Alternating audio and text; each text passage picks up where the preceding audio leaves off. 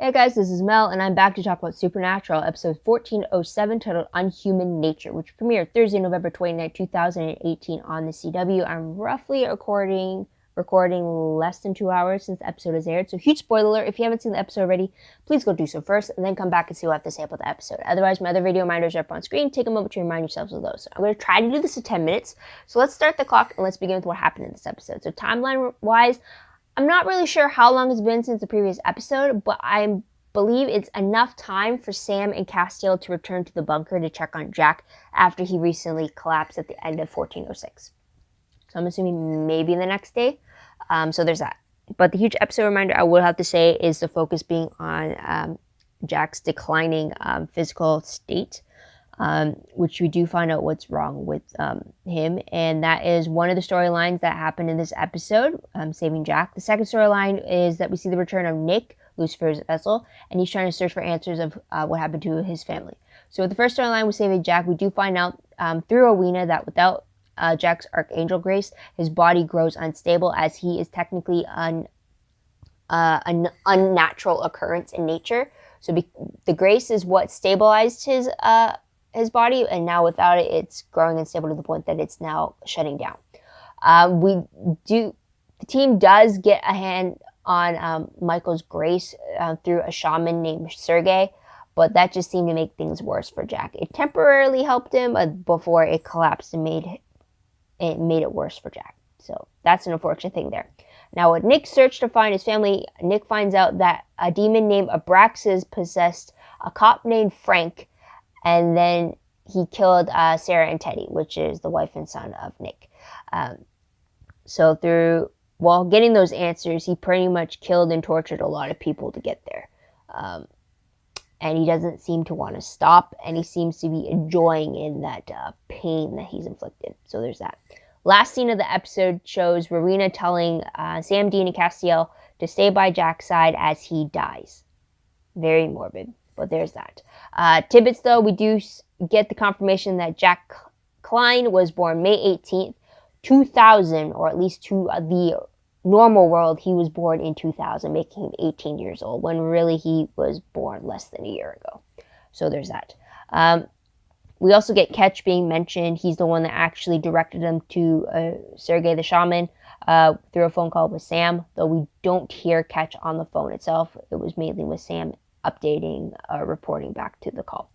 Also, we see Dean's hearing and vision fritzing out at times, like getting fuzzy or getting disoriented, but he doesn't bring attention to it to anybody. He just shakes his head and to try to get rid of the distortion, and then it kind of goes away.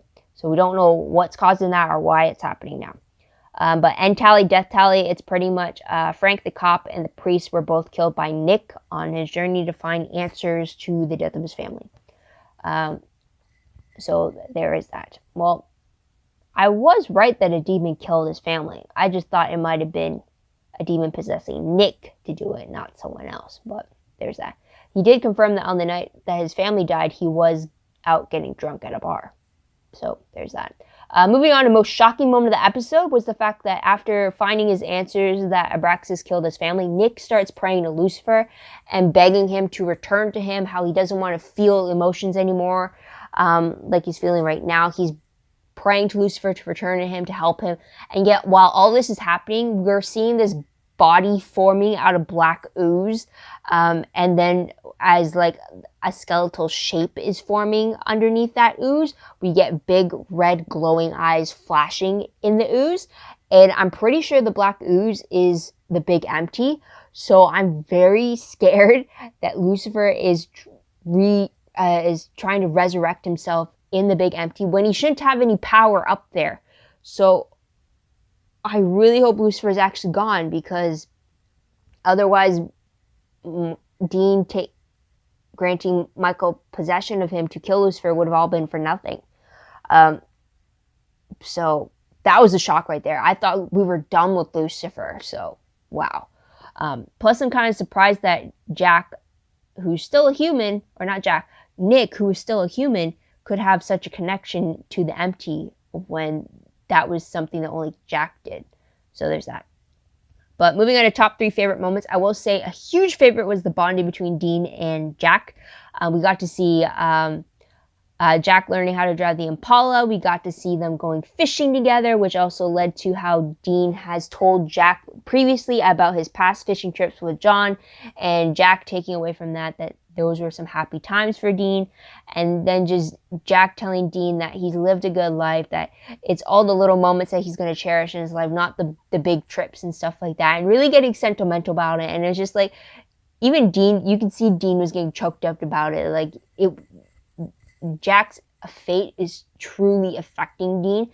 Plus, at the very beginning, Dean didn't accept Jack. So just to see how much is affecting him is like, it broke my heart to really hope that Jack isn't going to die, because I would hate to see what that would mean for Dean. Plus, also, Castiel made the comment about the fact how Dean is reacting to this potential loss differently, and how he was saying that it's different for Dean because he's not just losing a friend or a family member. It's very different for Dean because Jack is like a son for Dean. So it's going to be like him losing a son. And that really got to me, but it still made...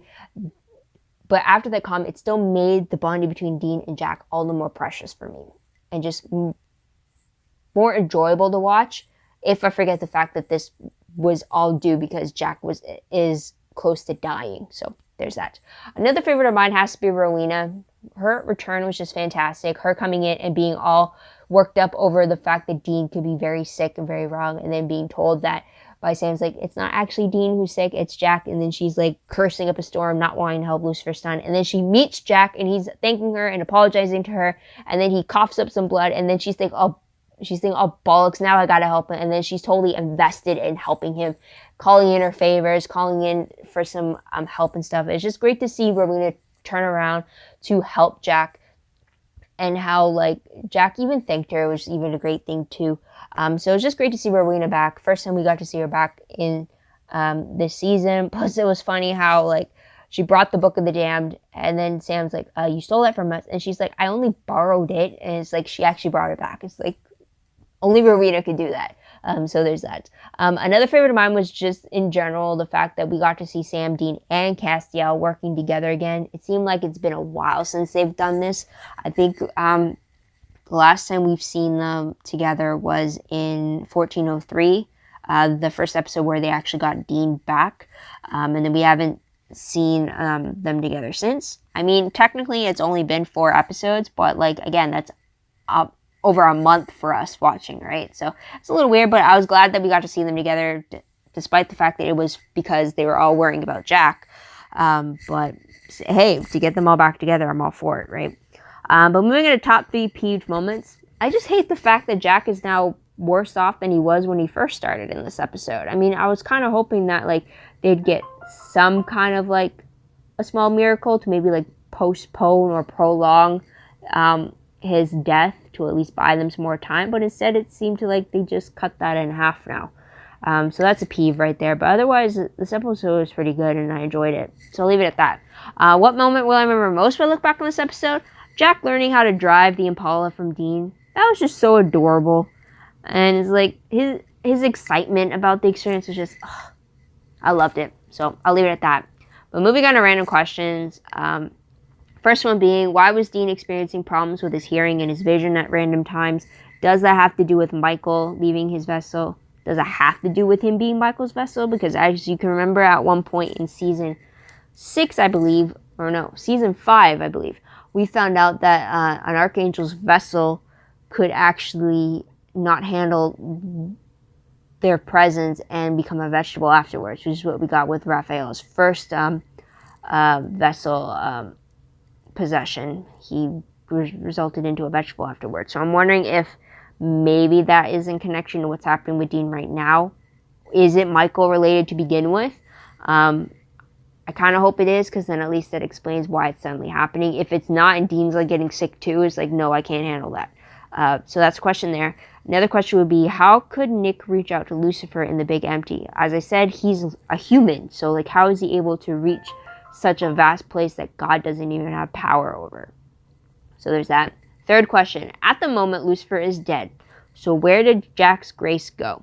Did it dissipate when Lucifer was killed? Because as you know, when he stole Jack's grace, he kind of absorbed it into himself. So does that just leave? And since Nick survived as the vessel, is it possible that like a part of that grace is still stuck in Nick? Kind of like how when Gradriel possessed Sam, there was still a part of him inside Sam, which Castiel was trying to extract so that he could track Gradriel down. So I'm wondering if something similar is happening with Vessel Nick, maybe with Lucifer's grace or with Jack's grace. I'm wondering, where did Jack's grace go?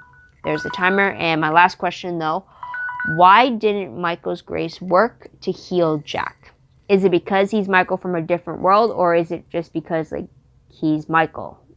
I mean, would the same thing would have happened if they got a hold of Lucifer's grace? So that's a question there. But moving on to predictions very quickly, based off the promo for 1408, it looks like Angel Radio sends out a distress call. It looks like angels are dying in heaven. It looks like Jack struggles with his loaned power from Michael. It looks like an angel expert doesn't have answers. I believe it's the same angel expert that we met in season 12. Because she still has the eye patch. I think it's the one that sacrifices bits of herself so she can gain a bit of powers against the angels when trying to hunt one down. I think that's the same person, but anyway, she's a lot older, so that's probably the aging thing. Anyways, but also looks like Team Free Will is disappointed to learn that she doesn't have the answers. And their reaction to it was just hilarious in that promo, so it's just like, oh. But the synopsis for the episode reads that when Sam and Dean join forces with an unexpected ally, the outcome will alter the course of 2 lives. Meanwhile, Heaven faces an attack from a dark force, driving Castiel to make an enormous sacrifice to make things right. Dark force, I'm wondering if that's Lucifer's body up in the empty. So there's that. Also, if angels are dying in heaven, we have to remember there's supposed to be only 11 angels left.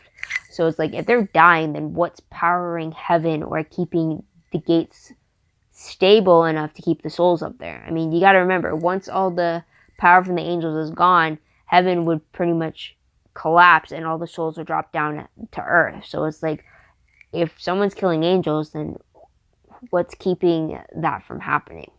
So there's that right there. Otherwise, guys, that's all I have to say. What did you guys think of the episode? What did you guys like about it? What do you think is going to happen next?